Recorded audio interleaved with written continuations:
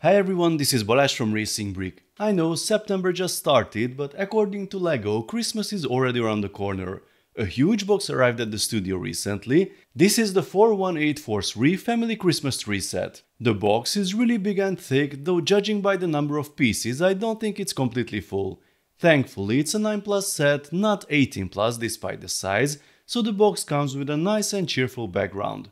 The Build Together app is promoted on the front, but if you look at the back you will see that the build is very modular, so I'm not sure you will even need the app to share the experience. There's also an explanation for the box dimensions, as you can disassemble the tree and fit it back in the box after the festive season. Now let's see what's inside. The set has 3171 pieces, making it easily the largest Christmas set ever. The price is hefty too, €300 or $330 US. It will be available from the 1st of October for LEGO Insiders, link is below. In the box we get 24 numbered bags. It can even work like a giant advent calendar. You could build one section each day in December until Christmas. Interestingly, some of the plastic bags have paper inner bags. I'm not sure how that works from a production perspective. There are a lot of separate manuals, so you can easily share the workload, plus a sticker sheet. This extra booklet has a little introduction and also helps with the packaging. Here's the parts list, lots of recolors and some brand new elements. Let me know if you find something interesting. Now let's start building. The process begins with this old school gearbox piece in trans clear. Then we put together a Technic mechanism with a worm gear in the middle. The 4 foot modules are attached with clips. The internals are very colorful so far, but hopefully no one will complain this time. It's all about Christmas. 2 knobs are added on the sides, they will drive the gears in the middle. Next, we build this awesome little microscale steam train. I really like the part usage and how it all comes together. With a few more Technic elements, it's added to the center of the main build, and the train can drive around this cute winter village scene. That's where we are at the end of the first 4 bags. The next module is a fairly complex knot build with the first stickers and the printed clock. It also uses some big leaves that look pretty new to me. Time to build something functional with Technic parts again. That 10 gear goes there, the plate holds it in place, but I also need an axle to fix it and use it properly.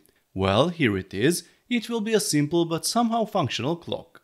It is attached to the previous structure with clips, and the next module is similar to the first one, but it has a door and a mailbox.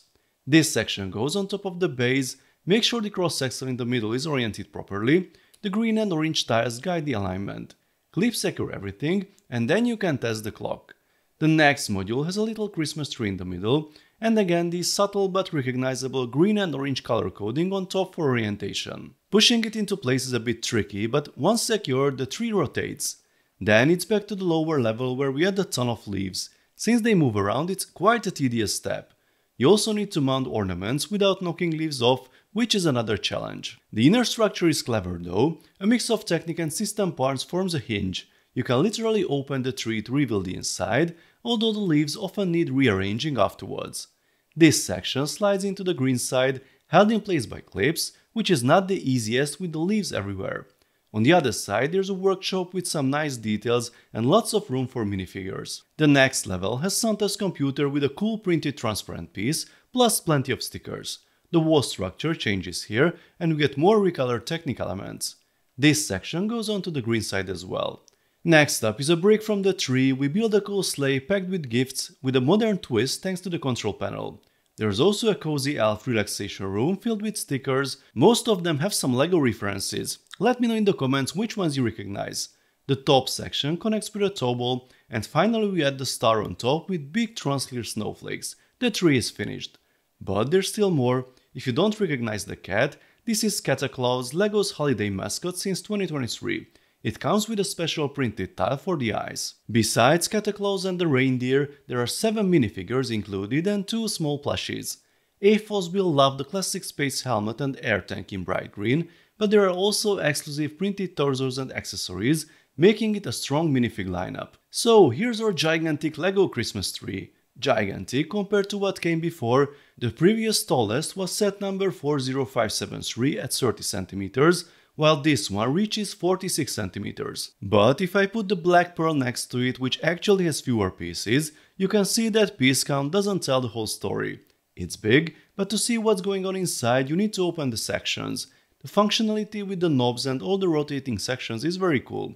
Too bad the train is barely visible when the tree is closed. You need to go to ground level to see it moving. During the build you already saw the interior details, so you can fill the rooms with minifigs for play. Back to the extra manual, it also shows how to disassemble everything, and here the huge box finally makes sense. We also get a little box. Wow, how cool is that? It practically folds itself. I just have to make the lid very nice. So I would have to remove the top, but you have to know where to grab the section. Yeah, that's better. I have to detach the two sides and remove the star from the top. Fortunately, you don't have to dismantle everything. The two orange side assemblies have to come off. All the minifigures and accessories go into the little box, and then I start with the biggest part that belongs here. Okay, I forgot to put some of the smaller things in the box. The top section goes on top of the box, and the two removed side assemblies go here. So we managed to put everything in the box. Well, a few things are sticking out a bit, but that's manageable. It's not the most stable storage, so don't shake the box, but it works as a dust-safe way to pack the set after Christmas. So, €300 or $330 for a Christmas tree/diorama. Usually, Christmas sets are much smaller and cheaper, and while people complained about the little Christmas trees before, wanting something bigger and more detailed, well, here it is. I like the functionality, the minifigs and the small interior details. I really enjoyed the start of the build, but the second half with all the leaves and decorations was honestly painful. And here's my dilemma. As a Christmas decoration, it's way too expensive. As a playset, once you open it, it stops looking like a proper Christmas tree and you constantly need to move the leaves. It's definitely an interesting Lego build, but it feels like the UCS Death Star of the Winter Village. Without the Star Wars hype, of course, and it is very seasonal and very expensive. Some people will love it for sure, but I suspect many won't. Lego clearly tries to cover every possible audience with very different sets, and as I always say, nobody is forced to buy everything. But with this look, functionality and this price tag, I really don't know how big the target audience is. Personally, I'd rather buy the Gingerbread 8080, that's the perfect 2025 Lego Christmas set for me. So let me know folks what you think about this build, the functions, the look, the minifigs and of course the price. Let's talk about it in the comment section. If you enjoyed this video then please give it a thumbs up and don't forget to subscribe with notifications as more exciting Lego videos are coming soon. See you next time, bye bye.